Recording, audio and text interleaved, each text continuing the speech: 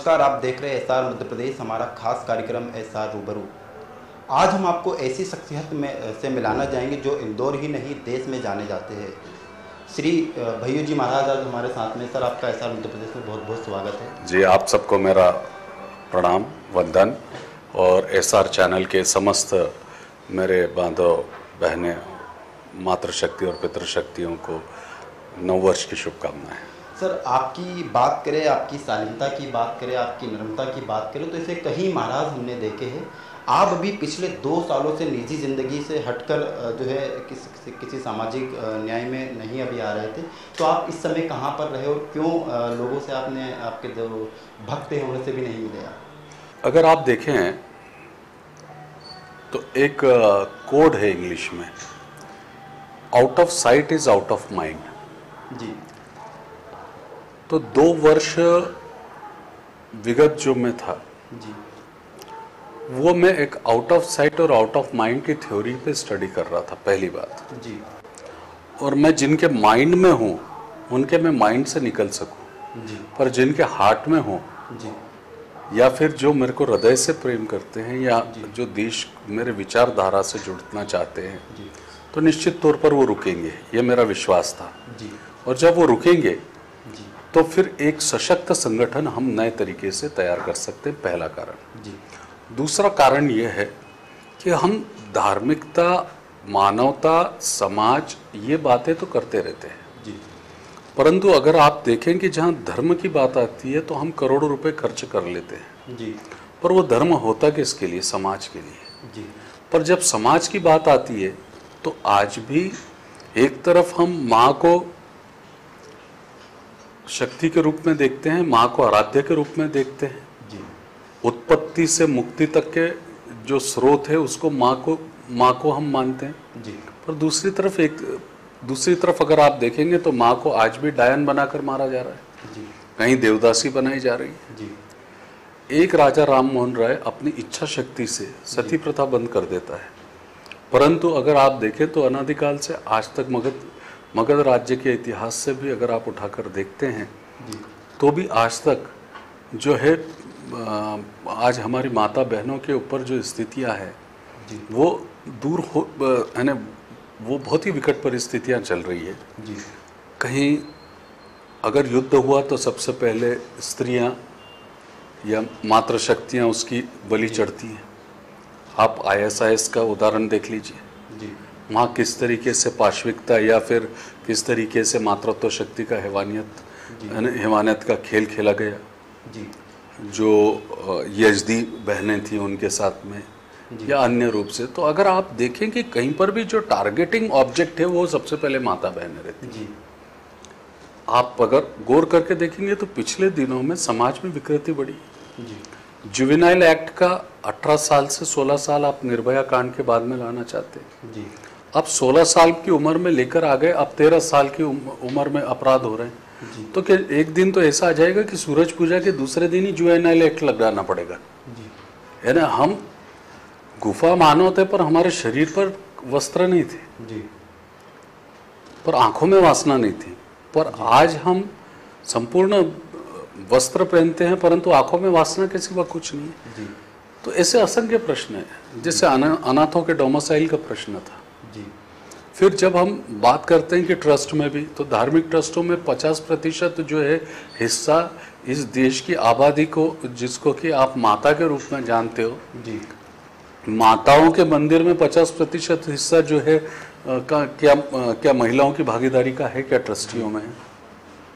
तो हम हिस्सेदारी की बातें तो करते हैं, जी, बड़ी बड़ी बात बनाते हैं, या तो उनको ग्लैमर डॉल बनाकर प्रेजेंट कर देते हैं, जी, या फिर हम उनका एक्सप्लॉयटेशन करने के लिए उनको एकदम वेस्टर्नाइज कल्चर में कन्वर्ट करने की कोशिश करते हैं, या दहेज प्रथा के नाम पर जला देते हैं। जी, तो ये तो एक पीड़ा मैं आपको बता रहा हूँ। तो इस तरीके से राष्ट्र, समाज और मानवता के सामने जो भी समस्याएं थी, उन समस्याओं को हमारे को मात्र वैचारिक आधार पर नहीं, परंतु उस विचार के ऊपर शुद्ध आचरण करते हुए हमारे को किस तरह से उसका उत्तर देना है, और हम उन चुनौतियों का सामना कैसा कर सके, इसलिए out of sight out of mind रहा, but I was in the heart. तो अगेन कहने का अर्थ ये था कि दूसरा जो मेरे पास में जितना जो भी साधन थे वो मेरे पास के जो संसाधन थे वो मैं पूरी तरीके से लगा चुका था। और इसीलिए मैंने बताया कि धर्म के लिए करोड़ों रुपए लोग खर्चा करते हैं। जब आप देखेंगे तो 100 करोड़ रुपए के टेंट बनाए जा रहे हैं जी। क्या भरे हुए पेटों को आप देसी घी की पूरी और जो है हलवे खिला रहे हैं। और इस देश का अन्नदाता अन्न के ही अभाव में जो है आत्महत्या कर रहा है। पानी का प्रश्न है, वन्य जीवन का प्रश्न है, आप कार्बन क्रेडिट की बात ले लीजिए, आप जलवायु परिवर्तन की बात ले लीजिए, आप अगर अमर शहीदों की बात कर लीजिए, रेप विक्टिमाइज फैमिलीज की बात कर लीजिए, तो सारी समस्या जस की तस है जी। क्या कानून और आंदोलन इन चीज़ों का समस्या के हल है क्या जी? अपराध मुक्त समाज और भय मुक्त समाज के हल है क्या जी? तो इसलिए मैं चाहता था कि जो भय्यू महाराज के वलय से प्रभावित लोग हैं वो दूर चले जाए जी। और जो विचारधारा से जुड़े हैं, जो व्यक्ति पूजक लोग हैं वो दूर जाएं और जो विचारों की पूजा करने वाले लोग हैं वो साथ आए। तो हम एक सशक्त संगठन तैयार करें जो वाकई में राष्ट्रीय हित के लिए कार्य करता हो, मानवता के हित के लिए कार्य करता हो और समाज हित के लिए कार्य करता हो। समाज की बात करें, ऐसे कहीं जो महिलाएं जो विधवा हो जाती है उन बच्चों को आपका नाम दिया जाता है, पिता का नाम बच्चों को नहीं मिलता है। काफ़ी बार उन्हें स्कूलों में या किसी पासपोर्ट में या कहीं जगह पर ज़रूरत लगती है जी। अनाथों के लेकर मैंने आपके एक MBS में सुना था, उसमें आपने कहा था कि उन बच्चों को आपका नाम दिया जाएगा। जी हाँ, तो निश्चित तौर पर अब उसके कार्यक्रम हमने शुरू कर चुके हैं। अभी 9 अप्रैल को सबसे पहला कार्यक्रम हमारा औरंगाबाद में हो रहा है जी। फिर उसके बाद में अभी हमने पुणे में भी उस कार्यक्रम का नियोजन किया है। हम जगह जगह पर नियोजन उसका शुरू कर रहे हैं। इतना ही नहीं, अनाथ आश्रम का मेंटेनेंस के साथ में वहाँ पर क्या फैसिलिटीज़ प्रोवाइड की जा सकती है, वैल्यू एजुकेशन क्या प्रोवाइड किया जा सकता है, साथ में टेक्निकल एजुकेशन क्या प्रोवाइड किया जा सकता है, ताकि 18 वर्ष की उम्र के बाद में जैसे 18 वर्ष का हुआ और उनको जिस तरीके से जो है होम से बिल्कुल जो है अनाथ आश्रम से एकदम सड़क पे आ जाना पड़ता है ना। एक तरीके से उनके लिए तो बिल्कुल ज़िंदगी नहीं है। पहले तो समाज से पूरे कटे रहते हैं और एकदम ही समाज में डाल दिया जाता है और उसके बाद में ना उनके माता का नाम है ना पिता का नाम है। तो इसलिए अगर उनको पिता का नाम रहेगा तो डोमिसाइल मिलेगा तो नौकरी के पात्र बनेंगे। अगर वो स्किल एजुकेशन लेंगे, वैल्यू एजुकेशन लेंगे तो उसके माध्यम से उनमें उनके जीवन के मूलभूत जो स्तर है उसमें सुधार आएगा और वाकई में सामाजिक न्याय की जो स्वतंत्रता को सुरक्षित रखने की प्रक्रिया है उसको हम पूर्ण करेंगे। हमारे देश की बात करें, यहाँ पर कहीं से जो युवा है वो बेरोजगार घूम रहे हैं, लेकिन आपने जैसा कि कहा तो सबसे पहले लोग बोलते हैं स्मार्ट सिटी बनाएं, स्मार्ट देश बनाएं, साफ सफाई करें। उन युवाओं की क्या सोच है? क्योंकि युवा आज भी मानसिक तनाव में आकर कहीं से युवा सुसाइड कर लेते हैं, पढ़ाई करते उसके बावजूद वो जो है उन्हें नौकरी नहीं मिलती। नहीं, इसके लिए जानना बहुत जरूरी है। जो 2 वर्ष पूर्व इस देश की एक बहुत बड़ी आबादी कर्जे में नहीं थी, आज वो कर्जे में इसलिए क्योंकि अपने बच्चों को उनको हायर एजुकेशन के लिए खर्चा करना पड़ता है जी। एक बच्चा जब गांव से आता है तो रूम का भाड़ा देने के लिए उसको जो है लगभग 2000 रुपये हॉस्टल का देना पड़ता है जी। साथ में उसको जो है 500 रुपये मोबाइल के वाउचर का खर्चा होता है जी। खाने का खर्चा अलग हो जाता है। ये सारे खर्चे अगर आप जोड़ लें और उसके बाद में प्रोफेशनल क्लासेस वाले 150 मनमानी फीसें जो है मनमानी फीस वसूलते हैं और फिर उसके बाद में भी आर्टिकल 15 और 16 के चलते हुए जो रिजर्वेशन पॉलिसीज़ हैं उस पॉलिसीज़ के अंतर्गत उनको उसमें स्थान मिलेगा कि नहीं उसका भी सुरक्षित नहीं। एक तो सेवा क्षेत्र पर सबसे ज़्यादा भार होने के कारण बेरोजगारी था जी। उद्योग क्योंकि 55% राजस्व उत्पादन हमारे को सेवा क्षेत्र से आ रहा है, तो सेवा क्षेत्र से आने के कारण हर व्यक्ति की इच्छा होती है कि मैं नौकरी करूं ताकि मेरा घर चला सकूं। तो घर चला सकूं ये तो मजबूरी हो गई ना जी। मेरे बीवी के शौक पूरे कर सकूं जी, मेरे माता पिता के सपनों को पूरा कर सकूं। तो नौकरी इसलिए नहीं चाहिए कि मुझे देशभक्ति करनी है, नौकरी मुझे इसलिए चाहिए ताकि मैं मेरी सर्वाइवलिटी देख सकूं।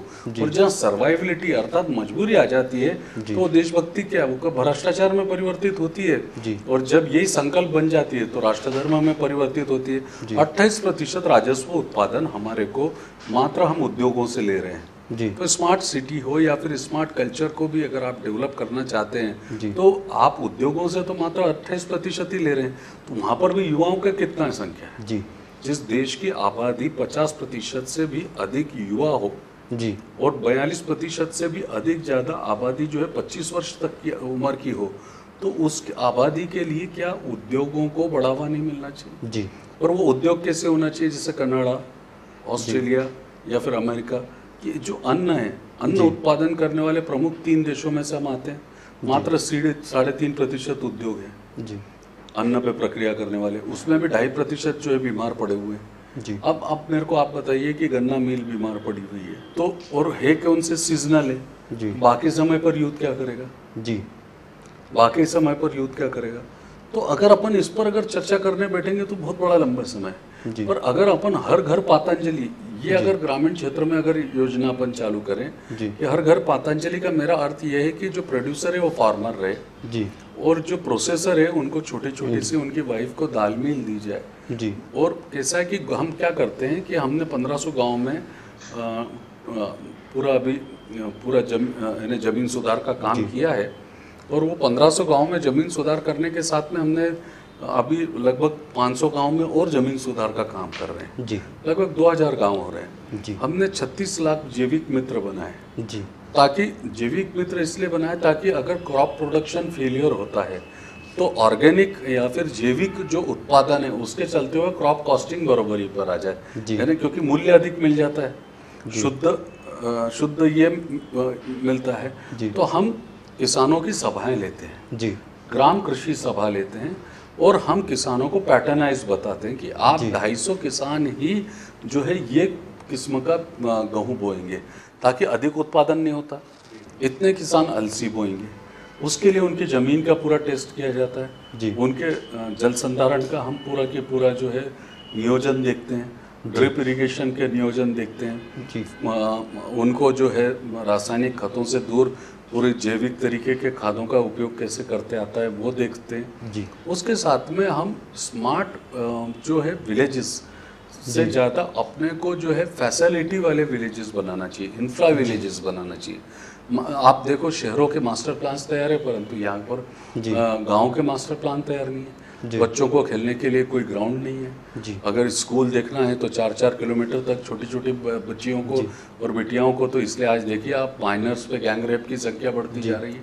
जो मैं प्रश्न उठा रहा था वो सारे प्रश्न एक दूसरे से संबंधित ही हैं। कहीं ना कहीं पर अगर आप देखेंगे कि अगर हम गेहूँ अगर ऑर्गेनिक पैदा कर रहे हैं जी, प्रोड्यूसर फार्मर अगर ऑर्गेनिक गेहूँ पैदा करता है और उनकी माता को यानी हमारी बहनों को अगर हम छोटी छोटी आटा चक्कियाँ प्रोवाइड कर दें जी, और एक ब्रांड बनाकर उनके बच्चे अगर वो ऑर्गेनिक परिवार को जो जैविक भोजन करना चाहते हैं, विषमुक्त अन्न, विषमुक्त वायु, विषमुक्त जल, विषमुक्त भूमि से जो है अपने आप को स्वस्थ रखना चाहते हैं, तो वो उस अन्न को जैविक मित्र परिवार में आकर सीधी खरीदी करें जी। तो जो आपने फूड सिक्योरिटी बिल तो लेके आए, तो गरीबों की सुरक्षा का तो आपने इंतजाम कर लिया कि उनको 100% अन्न सुरक्षा मिलेगी जी, खाने को मिलेगा, परंतु जो खाने की पैदावार कर रहा है जी, या जो अन्न की पैदावार कर रहा है उसकी क्रॉप कॉस्टिंग की सिक्योरिटी क्या जी। तो क्रॉप कॉस्टिंग बिल होना बहुत जरूरी है, और जब तक क्रॉप कॉस्टिंग बिल नहीं आता तो उससे जो है चलता नहीं। तो इसलिए हम क्रॉप पैटर्न बनाते हैं और फिर क्रॉप को कोऑर्डिनेशन करते हैं कि भाई इतना कांदा रहेगा, इतना ये रहेगा, ताकि एक्स्ट्रा कोई ज़्यादा प्रोड्यूस ना हो। इन केस अगर प्रोसेसिंग भी वही कर दिया तो वहीं की वहीं आपस में ही खपत करके रूरल इकोनॉमी को वहीं की वहीं साइफन करके अपन मजबूत कर सकते जी। दूसरा क्या है कि गांव में अगर हम डिजिटल स्कूल्स चालू करें जी, डिजिटल लाइब्रेरी चालू करें जी, हमारे जो पुराने मंदिर है उनकी स्वच्छता का काम करें जी, जल संधारण के काम होना चाहिए, जो स्मार्ट विलेज सांसद ग्राम योजना है उसमें अंडरग्राउंड सैनिटेशन होना चाहिए जी। फिर आपके पास में पावर सप्लाई के लिए आपको स्ट्रीट लैंप्स होना चाहिए जी। फिर उसके अलावा जो है रोड्स का, इंटरनल रोड्स के बरोबर काम होना चाहिए। वो सब होते हुए भी आपके पास में पूरा गाँव को एक करने के लिए झगड़ा मुक्त गांव का निर्माण करना चाहिए जी, राजनीति मुक्त और जाति मुक्त गांव को बनाने के लिए सामुदायिक प्रार्थना भवन करना चाहिए। ताकि चुनाव ही ना हो, तो वो खर्चा बच जाता है पंचायत लेवल पर। अगर आपस में बैठ के निर्विरोध अगर हो जाए, हो सकते हैं। अभी हम कर रहे हैं कपिलेश्वर जैसे गांव में, हमारे को इलेक्शन लेने की ज़रूरत नहीं पड़ती जी। सब आपस में बैठ के सामंजस्य में बैठाकर और वो सारा के सारा एक दूसरे को प्रतिनिधित्व देने का काम करते हैं जी। तो बेसिकली मेरा कहना यह है कि अगर वहाँ पर प्राइमरी एक किसान है, 50,000 की अगर उसके अगर मवेशी है जी, तो वो मैं कि अगर उसको अगर वो बीमार हो जाती है और अगर उसको वो अगर जगह पे चली जाती है तो उसका कितना नुकसान होता है जी। तो हमने कान पे चिप लगा कर रखे हुए हैं ताकि उसको क्या बीमारी है उसका जी, उनके फ़ोन पर जो है मॉनिटरिंग आ जाता है कि किस तरीके से ये किया जा सके। इतना ही नहीं, गवर्नमेंट ऑफ एमपी ने आपको एक अच्छी न्यूज़ बताता हूँ कि प्रिंसिपल सेक्रेटरी सर मिस्टर आशीष उपाध्याय साहब का, आदरणीय शिवराज सिंह जी चौहान साहब का मैं बहुत आभारी हूँ, जयभान सिंह जी पवैया जी का भी मैं बड़ा आभारी हूँ कि उन्होंने हमने प्रपोजल दिया था कि higher education at your door जी, कि PT, PMT, IIT, PSC, UPSC, MPSC में बैठने वाले जितने भी जो बच्चे हैं जी, ये ग्रामीण क्षेत्र के जो बच्चे हैं उनको ऑनलाइन नोट्स मिले डिजिटल जी, उनको ऑनलाइन कॉन्फ्रेंसिंग मिले जी, है ना, ताकि वो लेक्चरर से सीधे ऑनलाइन कॉन्फ्रेंस कर सके जी। साथ में ऑनलाइन कॉन्फ्रेंसिंग के साथ साथ जो है ऑनलाइन लेक्चर्स उनको मिल सके।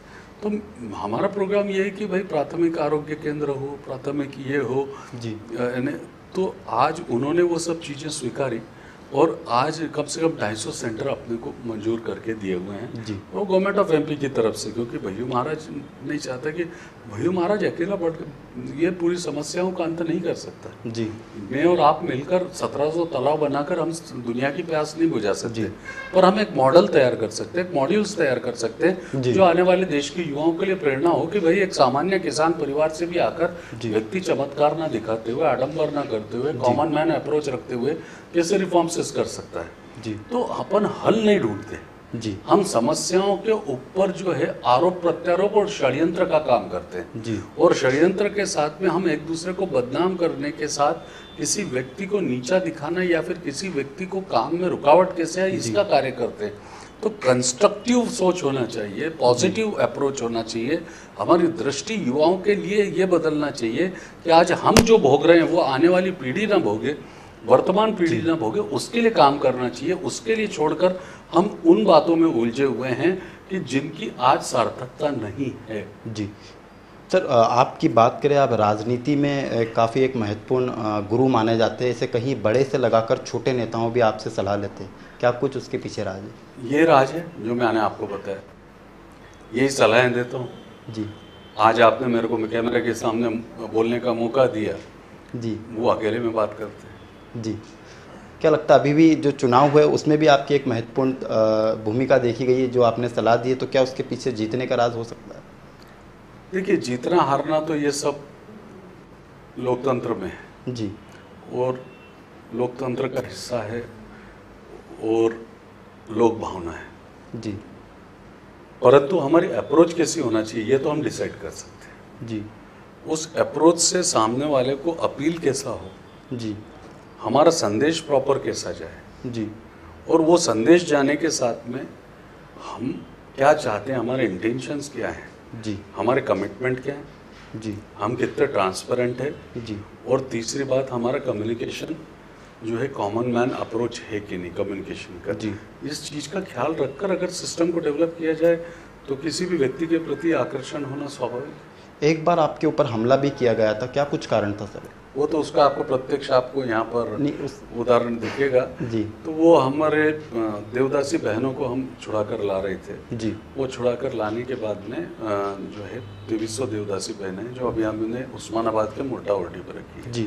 2000 जो वारंगना जो जिनको हम बड़े, मैं तो वो शब्द भी यूज़ नहीं करता हूँ, परंतु जिनको गलत रास्ते की तरफ ले जाया जा रहा था, हाँ,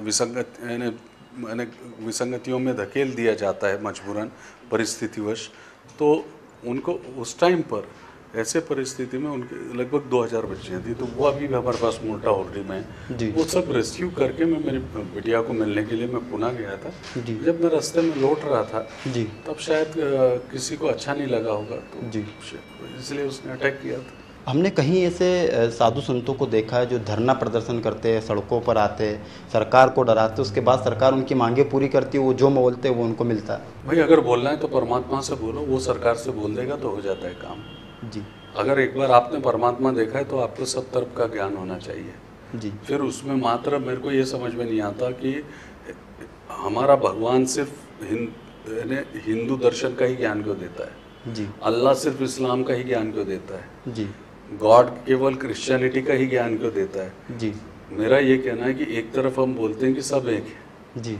तो सब अगर एक है तो सबने मिलकर, जब आपने परमात्मा ही प्राप्त कर लिया तो आपको सबका ज्ञान होना चाहिए। जी। फिर आपको कंप्यूटर का भी नॉलेज होना चाहिए, फिर आपको कार का भी होना चाहिए, क्योंकि हम तो नियंता की प्रक्रिया को पूर्ण कर रहे हैं। जी। भाई ह्यूमन क्लोन बनाया, आज साइंटिस्ट बोलते तो ह्यूमन क्लोन बनाया क्या, अमीबिक 600 खरब अमीबिक सेल में से जो आप एक सेल ब्रेक कर देते हो तो एक के दो हो जाते हैं। जी। तो सीधी बात यह है कि ठीक उसी प्रकार से कृष्ण भगवान ने भी अपने क्लोन बनाए थे। जी। और उसका डॉक्यूमेंट्री एविडेंस नहीं होने के कारण वो प्रूवन नहीं हुए। जी। आज ये प्रूवन हो रहे हैं क्योंकि इसके डॉक्यूमेंट्री एविडेंस है। आपके अभी एनजीओ की बात करें, इसमें कितनी महिलाएं, कितने बच्चों को आपने रोजगार दिया है, किन किन कामों पर आपका काम चल रहा है? सर अभी तो 281 इस पर काम चल रहा है टोटल। जी। और उसके लिए मेरे ख्याल से आपको 2 से ढाई घंटा बैठना पड़ेगा। फिर भी 15 लाख छात्रवृत्ति, 25 लाख से ज़्यादा जो है बहनों का विवाह, 25 लाख से ज़्यादा प्लांटेशंस के ऊपर प्लांटेशन हो चुका है। 1700 गाँव में ज़मीन सुधार का काम कर चुके हैं। जी। और 1700 से ज़्यादा तालाब बना चुके हैं। 3 नदियों की सफाई कर चुके हैं। उसके अलावा 3 नदियों की सफाई के अलावा जो है 480 नालों का गहरीकरण करके अभी 1000 नालों का गहरीकरण का काम चालू है 1009 गाँव में। उसके अलावा अभी जो है मांडो की भी झील की सफाई का काम चालू कर रहे हैं। 146 किलोमीटर तक का लंबा अपन ने सफ़र तय किया। पिछले वर्ष जब यहाँ पर कुंभ लगा था उज्जैन में, उस समय पर 12,000 किसानों को हमने 12,000 किसान परिवार को, निर्धन परिवार को, और ये सब डॉक्यूमेंट पे है जी, विद एविडेंस है। एक एक व्यक्ति का नाम मिलेगा जी, है ना, विद प्रूवन जी। तो उसके साथ में जो है 12,000 फैमिली को अपन ने साल भर का राशन दिया हुआ है जी। जितने भी किसान भाइयों ने आत्महत्या की उनके बच्चे गोद लिए हुए हैं जी। जहाँ पर भी माइनर्स के साथ में रेप मॉलेस्टेशन जैसी घटना हुई है वहाँ पर अपन ने बसेस लगवाई हैं, सीसीटीवी कैमरे लगवाए हुए हैं। सीसीटीवी कैमरे लगाने के साथ उसमें जो है मॉनिटरिंग सिस्टम है।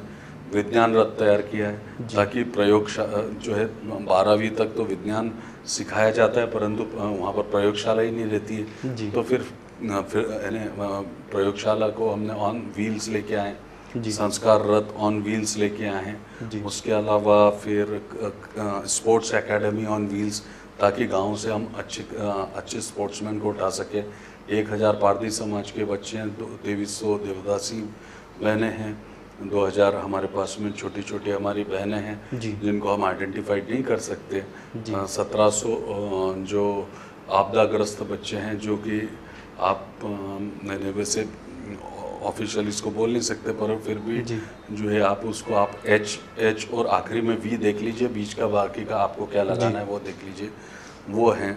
उसके अलावा अगर आप देखेंगे तो अभी 2000 गांव में अपन सोलर का इसके स्ट्रीट लैम्प का काम कर रहे हैं। अभी का जो दौर चल रहा है सर, इसमें कहीं ना कहीं ऐसे साधु संतों की बात करें, धार्मिक स्थानों की बात करें, वहाँ पर साधु संत जो होते हैं कहीं ऐसे लोगों को साथ ठगी हो जाती है, सोशल उनको जो है मानसिक तनाव में दिया जाता है, तो उससे जो बड़े साधु संत है उनका नाम खराब होता है, तो उनसे कैसे बचेंगे आम लोग?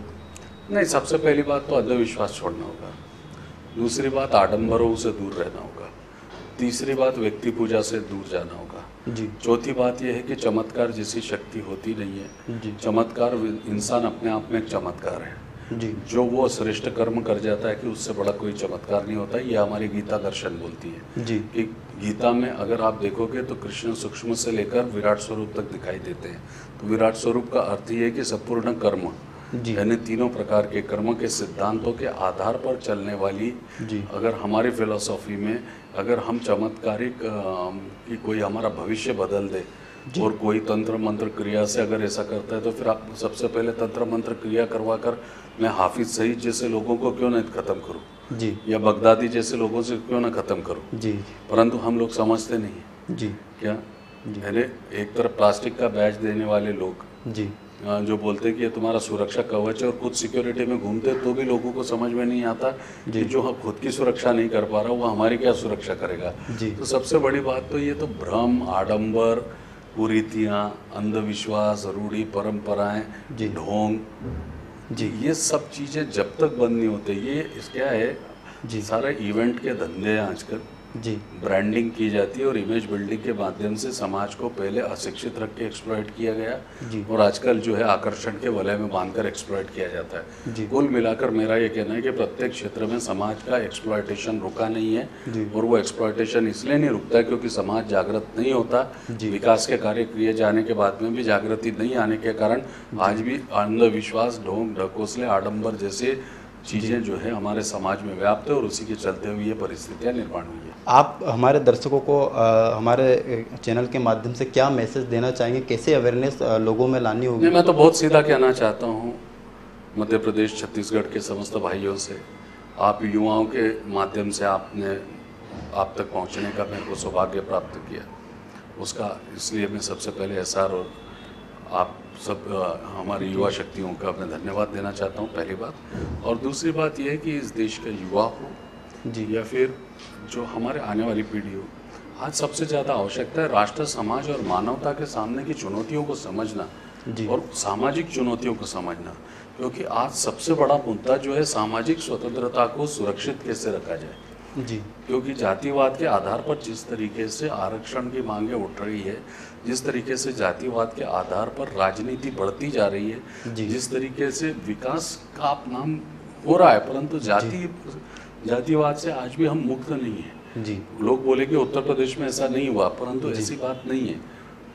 कहीं ना कहीं पर कास्ट फैक्टर को लुभाने का काम हुआ है। जी, वो आए नहीं आए ये उनका चिंतन है, वो उनकी एक मौलिक सोच है, जी। परंतु जहाँ तक लुभाने का काम है तो वो तो लुभाने का तो कार्य किया गया है जातिगत आधार पर। जी, तो जातिगत आधार पर जो हिंदुस्तान को एक अघोषित विभाजित करने की जो एक बहुत बड़ा षड्यंत्र है, जिससे हमारे को बचकर रहना बहुत जरूरी है। इसलिए राष्ट्र, समाज और मानवता के सामने चुनौतियों को पहचान कर उसके ऊपर कार्य करने की जरूरत है। व्यक्ति पूजा से हटकर विचार पूजा पर जाना जरूरी है, और अपने विचार फेसबुक पे सिर्फ रखने से या फिर किसी के ऊपर आरोप लगाने से या फिर किसी की हंसी उड़ाने से या व्यंग उड़ाने से अच्छा है कि आप कुछ अच्छे कार्य में सहभाग हो और फेसबुक पे वो पोस्ट करें जो लोगों को इंस्पायर कर सके। सोशल मीडिया का इस तरीके से उपयोग हो। आपका बहुत बहुत धन्यवाद, आपने हमारे सभी सवालों का विनम्रता से जवाब दिया। आप सबका भी धन्यवाद। वंदे मातरम। बिल्कुल, कहीं ना कहीं हम भैय्यू जी महाराज की बात करें, वो देश ही नहीं विदेशों में भी पहचाने जाते हैं और उनकी एक अलग ही पहचान है। छोटे से गांव से पहचाने जाने वाले सुजालपुर के रहने वाले भैय्यू जी महाराज ने अपनी प्रॉपर्टी तक जो है बेचकर और लोगों को भला भी किया है।